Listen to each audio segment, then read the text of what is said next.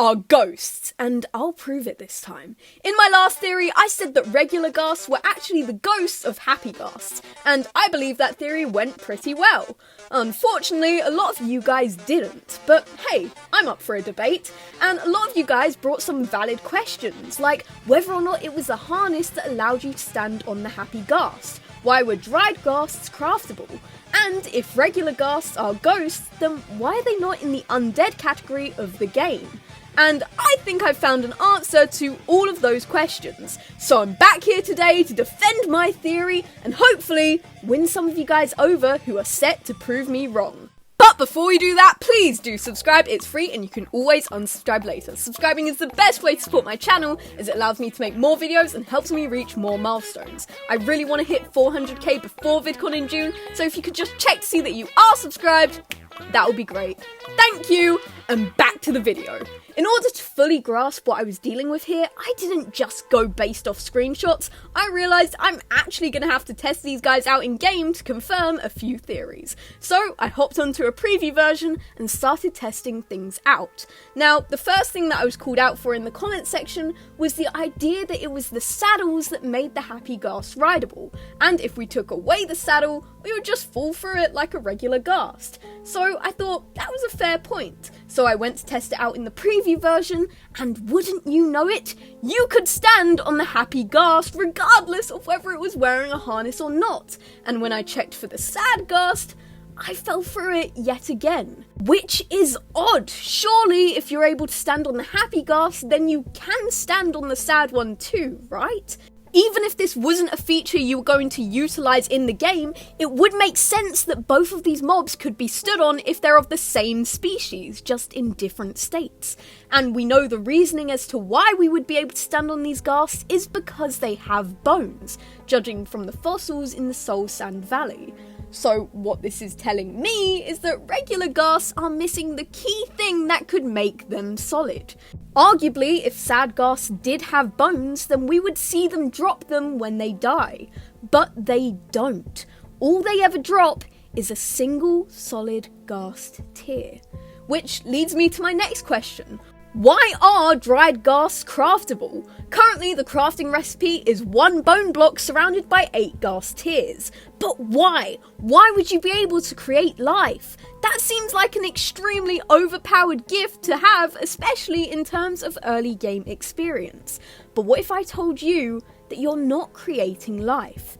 You're restoring it. This is essentially more of a summoning ritual than an actual crafting recipe. If the ancient builders knew how to bring back creatures like this, then it could also be something that the Illagers are trying to replicate with their experiments. It's what we see in the woodland mansions. They're trying to figure out the ins and outs of creating life. There seems to be 2 components when it comes to creating life: a physical presence like a body, and a soul. We are under the impression that the bone is from the older Ghast that have died, providing the body element.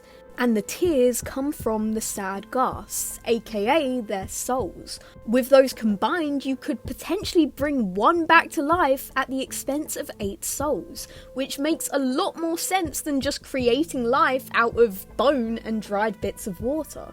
Some of you guys pointed out that Ghasts can't be ghosts because they aren't classified as undead. But what if I told you that there are a lot of mobs in Minecraft that aren't classified as undead, but seemingly should be? For example, Vexes are not considered as undead mobs, despite having a ghostly appearance. From what I've gathered, it seems that undead is when they have a physical body but not a soul, whereas having a soul and no body isn't classified as its own thing.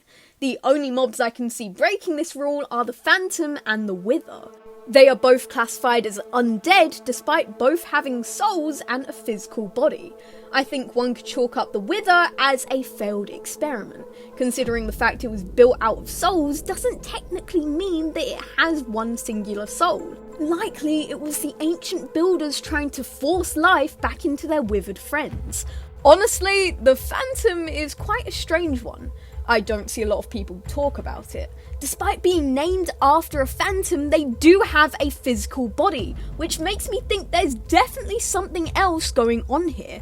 Comment if you want me to cover some more theories on the Phantom. I'm genuinely curious about this creature now, and I think it deserves its own video. Anyways, it still stands that I don't believe the Ghast can be considered as undead because it's not the body of the mob, it's the soul.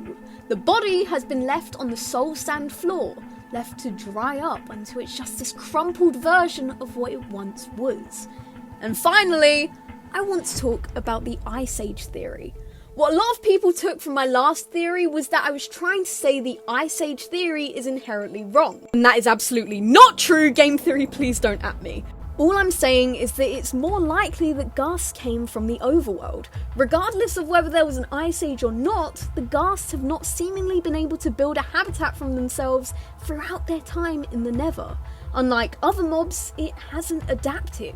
If it had, we would be seeing baby Ghasts in the Nether as well, but we don't. Some of you have argued that the dried Ghasts could be the baby Ghasts. But if that was the case, then their species would have died out quick if all of the babies were just these dried up versions that had no water source. It's not like you can put a dried Ghast in lava and it have the same effect. It only works with water. And while I do enjoy an artist's depiction of a baby Ghast being guarded by its mother before they die, I'm gonna ruin that angsty, suffocating, upsetting art by saying that these are parts of the same Ghast. When the happy Ghast dies, it shrivels up to maintain only its vital organs with the remaining water it has left, leaving the excess bone next to them, acting as a barrier against any predators.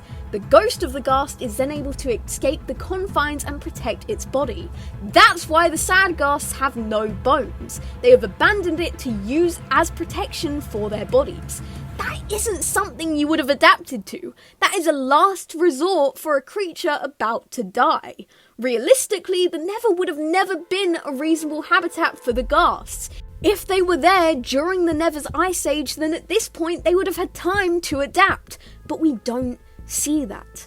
But I confess, the reason that a lot of you guys didn't approve of my last theory is because I didn't provide a good alternative biome for them to live. So, allow me to introduce the ice spikes. They are perfect. The spikes allow for a place for the Ghast to perch and hide in, the snow acts as a food source, and it's located near water, so that if they do need to hydrate, they can easily do so without the possibility of drowning. Their white skin matches more with the snow than anything that could be found in the Nether. There are also not many mobs that tend to spawn directly in the ice spikes range, which means no natural predators. So it's not unlikely that this was the Ghast's original habitat. So my theory is that the ice spikes biome was once filled with Ghasts until they were taken by the ancient builders to the Nether in order to help them with building, and thus became extinct in the overworld, later on dying in the Nether and forced to roam the soul sand valleys, hoping one day they could return. But what do you guys think? Are we onto something here? Thank you guys so much for watching. These videos are always fun for me to make, so it's great to know that you guys enjoy them as well. Thank you to my members. Once again, your support for this channel is why I can continue to make videos, and I appreciate it so much. But if you can't be a member, that's okay. I'm thankful to everyone who subscribed. Thank you, and I'll see you guys in the next video. Bye!